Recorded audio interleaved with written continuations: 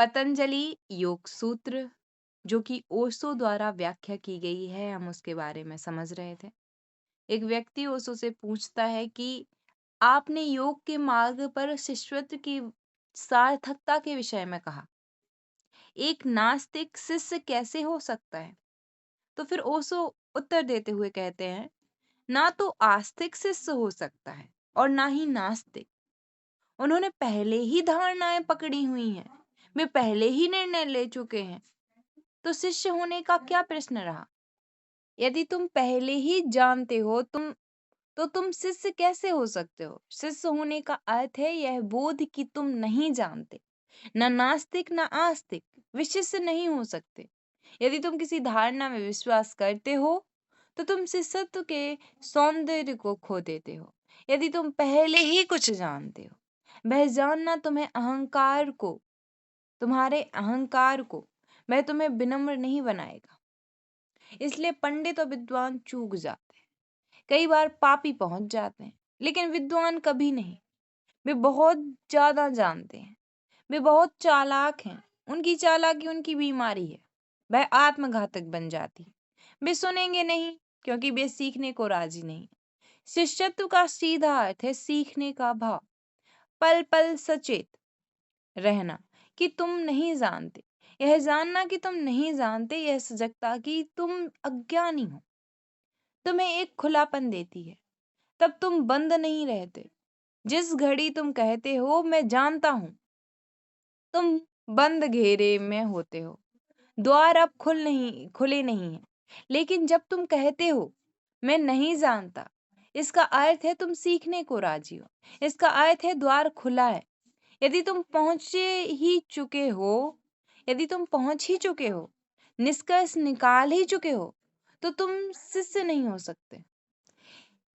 इसके लिए तो ग्रहणशील होना पड़ता है, लगातार सचेत रहना होता है कि सत्य अज्ञात है और कुछ भी तुम जानते हो सतही है, बिल्कुल कूड़ा करकट है। तुम जानते क्या हो सकता है तुमने बहुत सी सूचनाएं इकट्ठी कर ली हैं, लेकिन वह ज्ञान नहीं है। हो सकता है विश्वविद्यालय द्वारा तुमने काफी धूल जमा कर ली है, लेकिन वह ज्ञान नहीं है। तुम बुद्ध के विषय में जान सकते हो, तुम जीसस के बारे में जान सकते हो, लेकिन वह ज्ञान नहीं है। जब तक तुम बुद्ध ना हो जाओ कोई ज्ञान नहीं। जब तक तुम स्वयं एक जीसस ना हो जाओ, ज्ञान फलित नहीं होता। ज्ञान अंतरंग सत्ता से आता है, स्मृति द्वारा नहीं। तुम्हारी स्मृति प्रशिक्षित हो सकती है, लेकिन स्मृति तो मात्र एक यंत्र रचना है। यह तुम्हें कोई समृद्ध स्वसत्ता नहीं देगी। यह तुम्हें बुरे सपने दे सकती है, लेकिन यह तुम्हें अधिक समृद्ध स्वसत्तापन देगी। तुम वैसे ही बने रहोगे, बहुत सी धूलों से ढके हुए। ज्ञान और विशेषकर वह अहंकार जो ज्ञान के साथ चला आता है, वह धारणा कि मैं जानता हूँ, तुम्हें बंद करती है। अब तुम शिष्य नहीं हो सकते, और यदि तुम शिष्य नहीं हो सकते तो तुम योग के अनुशासन में प्रवेश नहीं कर सकते। इसलिए तुम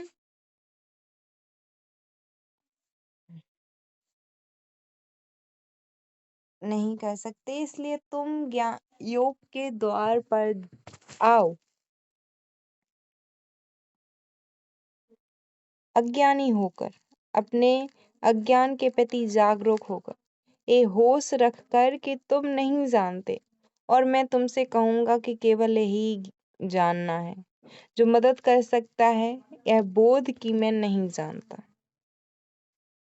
यह तुम्हें विनम्र बनाएगा।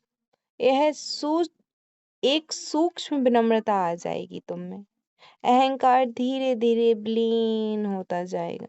यह जानते हुए कि तुम नहीं जानते, तुम अहंकारी कैसे हो सकते हो। ज्ञान सबसे सूक्ष्म भोजन है अहंकार के लिए। तुम अनुभव करते हो कि तुम कुछ हो, तुम जानते हो, इसलिए तुम विशिष्ट हो जाते हो। अभी 2 दिन पहले पश्चिम से आई एक युवती को मैंने संन्यास में दीक्षित किया। मैंने उसे नाम दिया योग संबोधि, और उससे पूछा कि इसका उच्चारण करना सरल तो होगा ना? उसने कहा, हाँ, यह तो बिल्कुल अंग्रेजी के शब्द सबड़ी जैसा लगता है, लेकिन संबोधि इसके बिल्कुल विपरीत है। जब तुम कोई नहीं हो तब संबोधि घटित होती है। संबोधि का अर्थ है बुद्धत्व। यदि तुम कोई हो तो संबोधि कभी घटित नहीं होगी। यह कोई हूपन ही बाधा है। जब तुम अनुभव करते हो कि तुम कोई नहीं, जब तुम अनुभव करते हो कि तुम कुछ नहीं, तब अचानक तुम सुलभ हो जाते हो। बहुत से रहस्यों के तुम में घटित होने के लिए तुम्हारे द्वार खुले हैं। सूर्योदय हो सकता है। सूर्य की किरणें तुम्हारे भीतर उतर सकती हैं। तुम्हारी उदासी, तुम्हारा अंधेरा विलीन हो जाएगा। लेकिन तुम बंद हो सकता है सूरज तुम्हारा द्वार खटखटा रहा हो, लेकिन वहां कोई खुलापन नहीं, एक खिड़की तक नहीं खुली है। आस्तिक या नास्तिक, हिंदू या मुसलमान, ईसाई या बुद्ध इस मार्ग पर प्रवेश नहीं कर सकते। वे ईश वे विश्वास करते हैं। वे पहुंच ही चुके हैं बिना कहीं पहुंचे हुए। उन्होंने निर्णय ले लिया है बिना किसी बोध के। उनके मन में हैं शब्द, धारणाएं, सिद्धांत और साख। जितना अधिक बोझ होता है विचारों का, उतने ही वे मुर्दा हो जाते हैं। तो ये था तीसरा प्रश्न। चौथा प्रश्न अब हम देखते हैं कि किसी ने ओशो से पूछा। मतलब अगर हम समझें अच्छे से तो हमें जो भी आता है और हमें कुछ सीखना है तो हमें क्या कहना पड़ता है कि मुझे कुछ नहीं आता। तो अगला सवाल कोई ओशो से पूछ रहा है कि आपने कहा है कि योग किसी आस्था की मांग नहीं करता, लेकिन यदि प्रारंभिक शर्त के स्वप्न में शिष्य को निष्ठा, समर्पण और गुरु में भरोसा करने की आवश्यकता हो, तब वह पहला कथन कैसे तर्कसंगत बनता है? मैंने कभी नहीं कहा कि योग निष्ठा की मांग नहीं करता। मैंने कहा योग किसी विश्वास की मांग नहीं करता। निष्ठा बिल्कुल अलग चीज है। श्रद्धा बिल्कुल अलग चीज है। विश्वास एक बौद्धिक चीज है, लेकिन आस्था एक बहुत गहरी आत्मीयता है। वह बौद्धिक नहीं। यदि तुम गुरु से प्रेम करते हो, तब तुम आस्था करते हो और श्रद्धा होती है। लेकिन यह आस्था किसी धारणा में नहीं है। आस्था उस व्यक्ति में है और यह शर्त नहीं है, यह अपेक्षित नहीं है। इस भेद को ध्यान में रखना। यह जरूरी नहीं है कि गुरु में तुम्हारी आस्था होनी ही चाहिए। यह कोई पूर्व शर्त नहीं है। जो कहा गया है वह है, यदि गुरु और तुम्हारे बीच श्रद्धा घटित हो जाती है, तब सत्संग संभव हो जाएगा। यह केवल एक स्थिति है, शर्त नहीं। अपेक्षित कुछ नहीं है। जैसे प्रेम में होता है वैसे ही यह है।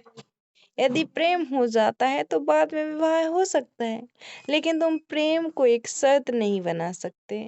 तुम नहीं कह सकते कि तुम्हें प्रेम करना ही चाहिए और बाद में विवाह होगा। तब तुम पूछोगे प्रेम कैसे कर सकते हो? अगर यह होता है तो होता है, अगर यह नहीं हो रहा तो नहीं हो रहा। तुम कुछ नहीं कर सकते। उसी तरह तुम आस्था को जबरदस्ती नहीं ला सकते। पुराने समय में खोजी संसार भर में घूमते थे।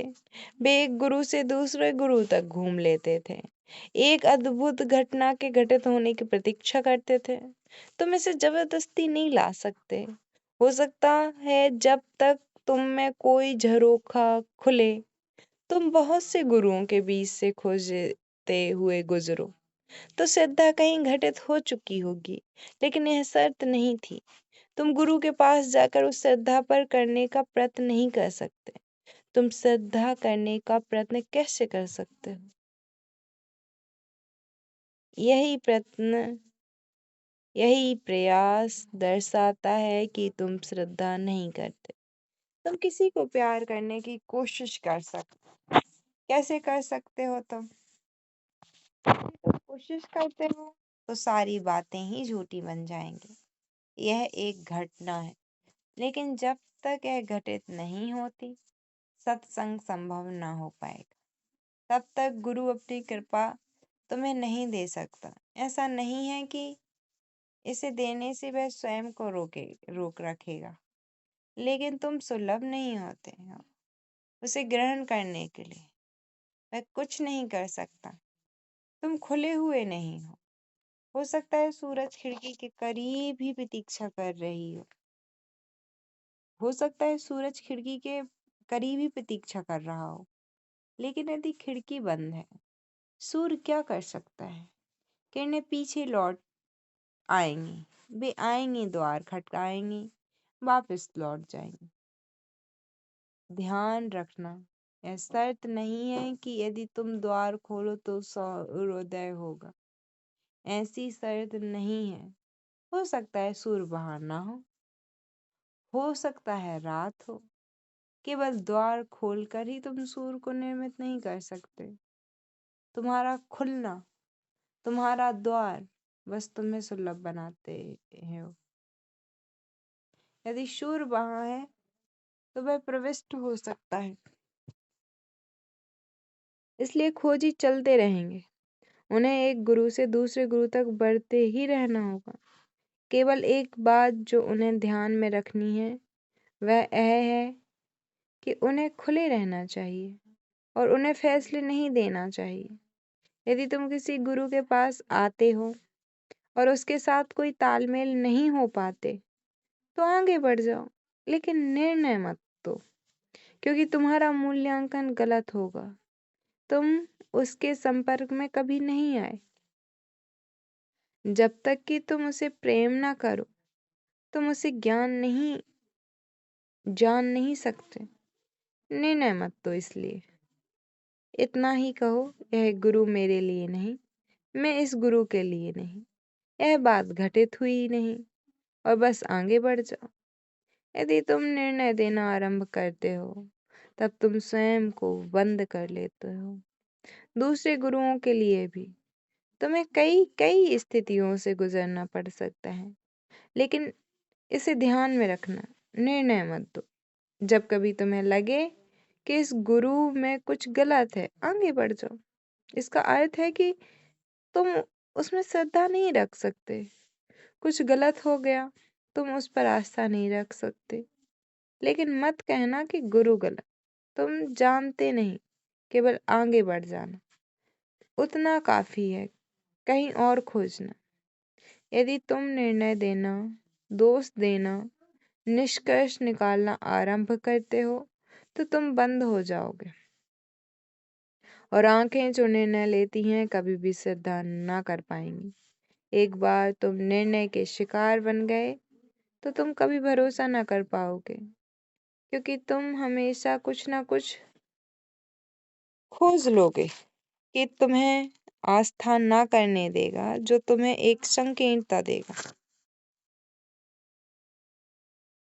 इसलिए यदि तुम गुरु में श्रद्धा नहीं करते तो उसे जांचो मत, बस आगे बढ़ जाओ। यदि तुम बढ़ते रहो, घटना घटित होकर ही रहती है, किसी दिन, कहीं, किसी क्षण में। क्योंकि ऐसे क्षण होते हैं जब तुम अति संवेदनशील होते हो और गुरु प्रवाहित हो रहा होता है और तुम इसके साथ कुछ कर नहीं सकते। तुम अति संवेदनशील होते हो, इसलिए तुम मिलते हो।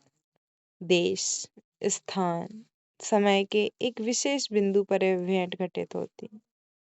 तब सत्संग संभव हो जाता है। सत्संग का अर्थ है गुरु के निकट की सन्निधि, उस व्यक्ति के निकट होना जिसने जाना है, क्योंकि उसने जाना है कि वह प्रवाहित हो सकता है, वह प्रवाहित हो ही रहा है। सूफी कहते हैं कि इतना काफी है। गुरु के निकट, उसके सानिध्य में होना काफी है। बस उसके पास बैठना, उसके करीब ही चलना, उसके कमरे के बाहर बैठ जाना, रात में उसकी दीवार के पास बैठे जागना, उसे याद करते रहना काफी। लेकिन इसमें बरसों लग जाते हैं, प्रतीक्षा के बरस। और वह तुम्हारे साथ अच्छा व्यवहार नहीं करेगा। वह हर ढंग की बाधा खड़ी करेगा। वह तुम्हें बहुत से अवसर देगा कि तुम उसके बारे में निर्णय दो। वह अपने बारे में बहुत सी अफवाहें फैलाएगा, जैसे कि तुम सोच सको कि वह गलत और तुम भाग सको। वह वह हर तरह से तुम्हारी मदद करेगा निकल भागने में। इसलिए पहले तुम्हें इन सब बाधाओं को पार करना होगा, और वे आवश्यक हैं, क्योंकि सस्ती आस्था किसी काम की नहीं, लेकिन वह आस्था जो मजी हुई आस्था है, जिसने लंबी प्रतीक्षा की है और एक मजबूत चट्टान बन गई है, और केवल तभी गहनतम परतों से उतरा जा सकता है। पतंजलि नहीं कहते कि तुम विश्वास करना ही है। विश्वास बौद्धिक है। तुम हिंदुत्व में विश्वास करते हो, लेकिन यह आस्था नहीं है। यह तो बस एक यह तो बस ऐसा है कि तुम संयोग बस हिंदू परिवार में पैदा हो गए, इसलिए तुमने बचपन से ही हिंदुत्व के बारे में सुन लिया। तुम इससे सरोबोर हो चुके हो। इसका गहरा प्रभाव तुम्हारे सिद्धांत, तुम्हारे धारणाओं, चिंतन पर पड़ा है। वे तुम्हारे रक्त का हिस्सा बन चुके हैं। वे तुम्हारे अचेतन में प्रविष्ट हो चुके हैं। तुम उनमें विश्वास करते हो, लेकिन यह विश्वास किसी काम का नहीं, क्योंकि उसने तुम्हें स्वरूपांतरित नहीं किया। वह मरी हुई चीज है, उधार ली हुई।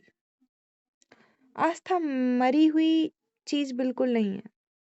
तुम अपने परिवार से आस्था उधार नहीं ले सकते। वह एक व्यक्तिगत घटना है। तुम्हें इस तक पहुंचना होगा।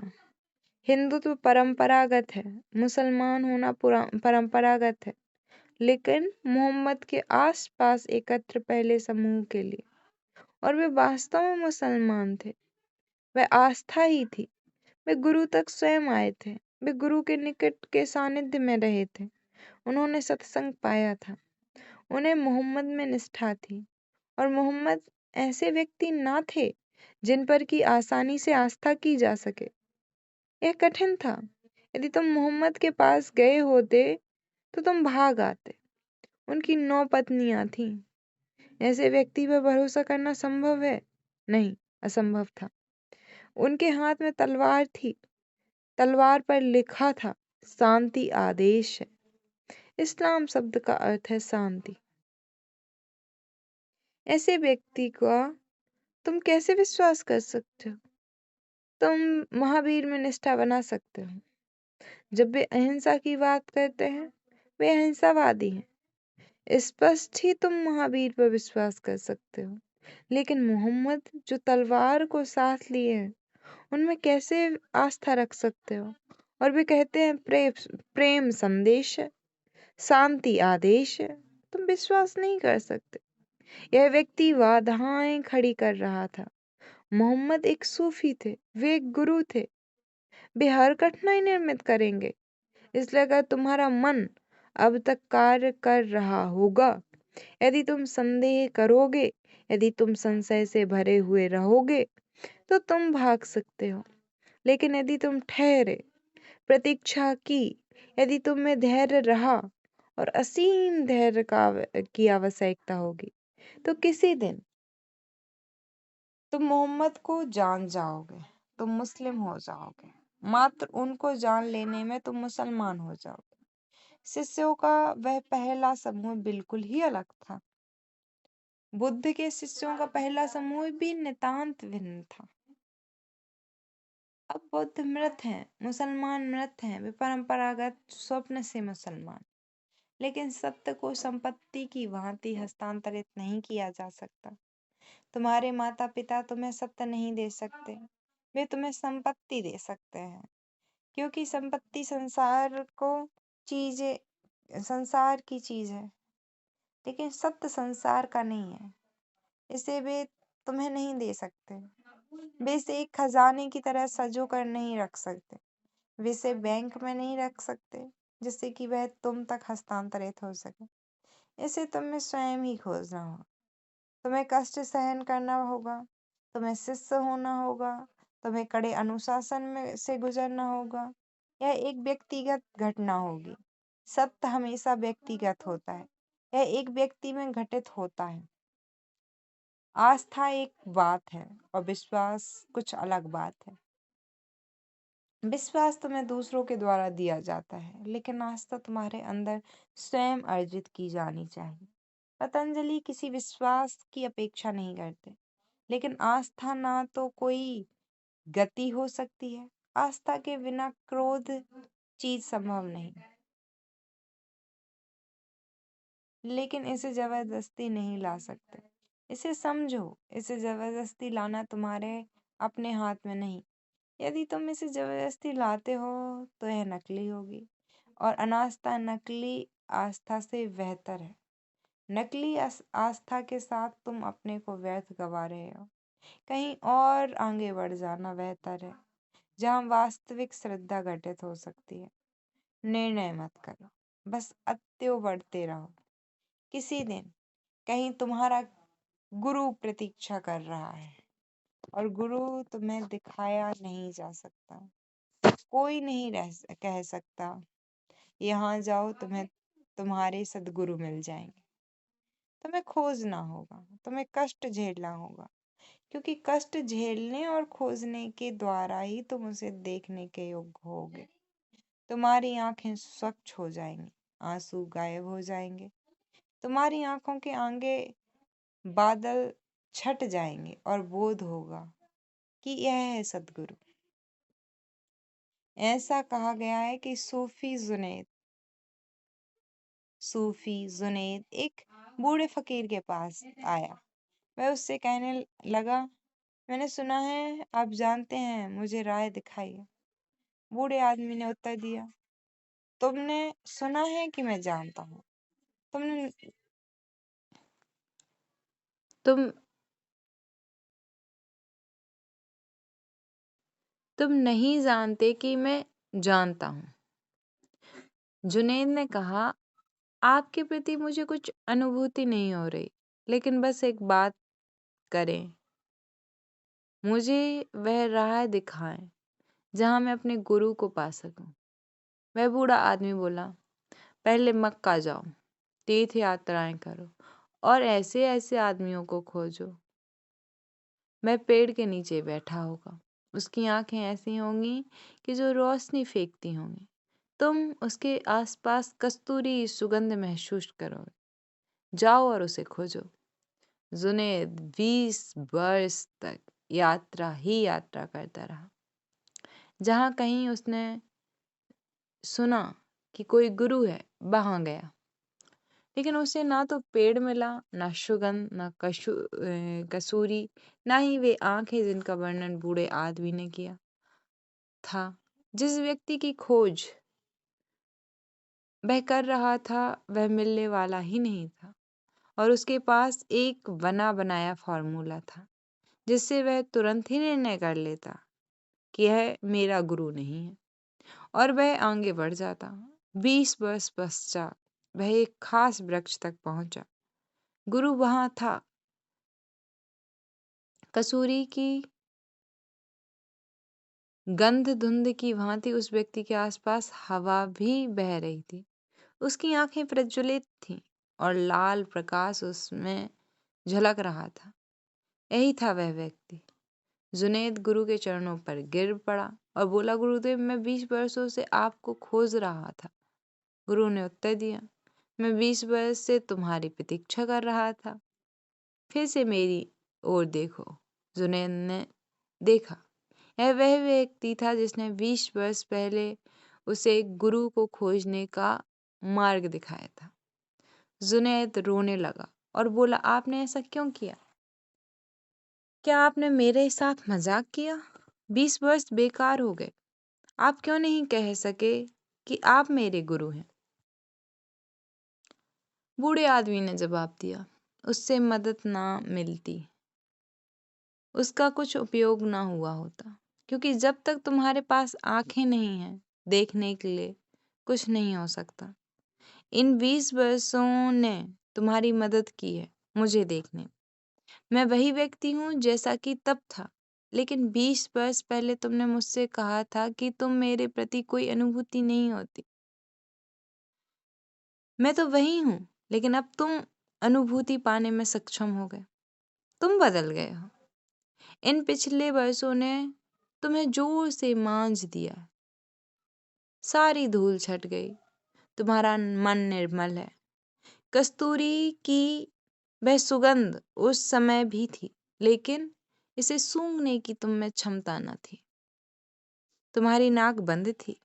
तुम्हारी आंखें कार्य नहीं कर रही थी। तुम्हारा हृदय सचमुच स्पंदित नहीं हो रहा था, इसलिए संयोग संभव भी नहीं था। तब तुम स्वयं नहीं जानते और कोई नहीं कह सकता कि तुम्हारी श्रद्धा कहाँ घटित होगी। मैं नहीं कहता गुरु पर श्रद्धा करो। मैं केवल इतना कहता हूँ, ऐसा व्यक्ति खोजो जहाँ श्रद्धा घटित होती हो। वही व्यक्ति तुम्हारा गुरु है और तुम कुछ कर नहीं सकते इसे घटित होने देने में। तुम्हें घूमना होगा, घटना घटित होगी, निश्चित है, लेकिन खोजना आवश्यक है, क्योंकि खोज तुम्हें तैयार करती। ऐसा नहीं कि खोज तुम्हें गुरु तक ले जाए। खोजना तुम्हें तैयार करता है ताकि तुम उसे देख सको। हो सकता है वह तुम्हारे बिल्कुल नजदीक हो।